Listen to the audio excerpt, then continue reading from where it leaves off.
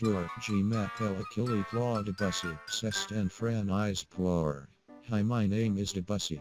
You may know me as one of the composers in the late Romantic era to early 20th century. According to most people, they see me as an impressionist, but excuse me.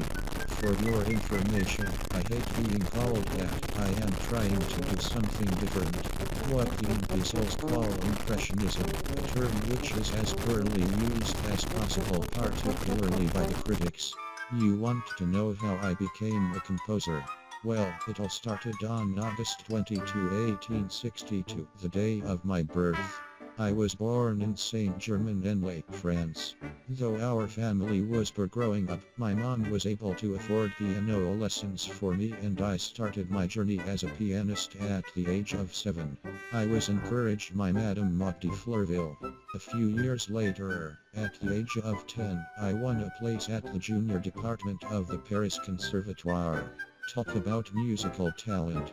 Life was decent while growing up, until one day I met this Russian millionaire, Nadezhda Filartovna von Meck.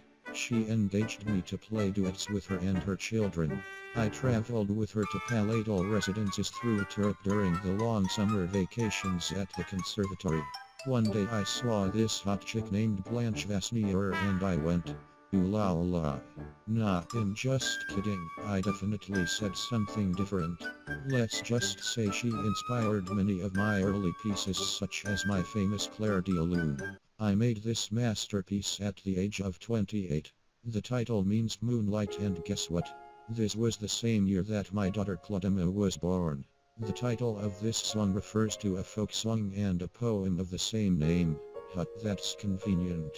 The melody is singable and easy to follow. It's even balanced by the piano. The song is in D flat major. It helps describe the meaning of the story. There are no other instruments in the song except the piano. My song is in tempo rubato, so basically the melody slows down and speeds up at my own discretion. At first it has a nice flow and then it is energetic.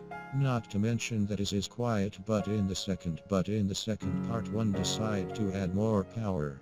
When a pianist plays this song, they are playing legato. The entire song is smooth and there are barely any signs of aggression. For the people that know this song, it's in ABBA format. If you don't know what that means, the first part and third part sound the same while the second part doesn't. Let's just say this song is written about my feelings. It is quite dreamy. Many people say that this song is impressionism. And like I said, I hate being called that. Well, I supposedly initiated that. At the end of the century, my song includes an emphasis of instrumental timbres. Later on I had a much more complex style of music. I was inspired by the composers before me such as Richard Wagner, Alexander Brodin, and Modest Mussorgsky.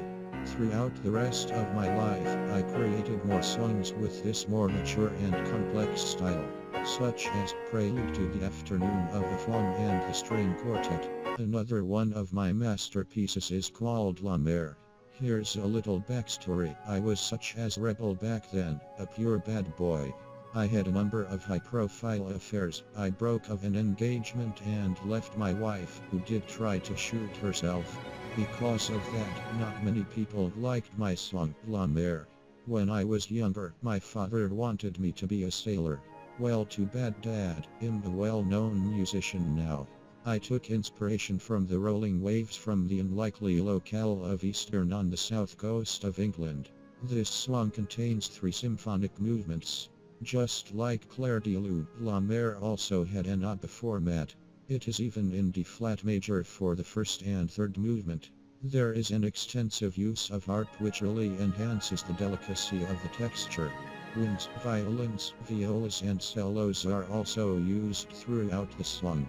The harmony is based on exotic scales. And this song is a great example of my complex style.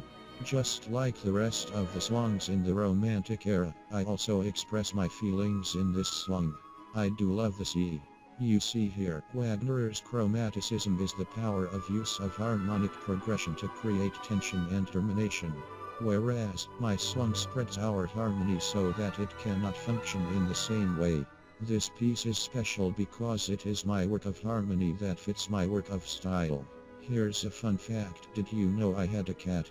I liked long-haired Angora cats, and I allowed them to stroll around my workplace. I know that's not relevant to the topic, but who cares? In March 25, 1918, I was diagnosed with colon cancer at the age of 55. That resulted in my death. I couldn't even have a proper funeral because Paris was being heavily bombed at the end of World War I. But to this day, I am still remembered as one of the musical legends of the late Romantic period to early 20th century. And I guess that's perfectly fine. Anyway, that's all I have to say for now. Au revoir.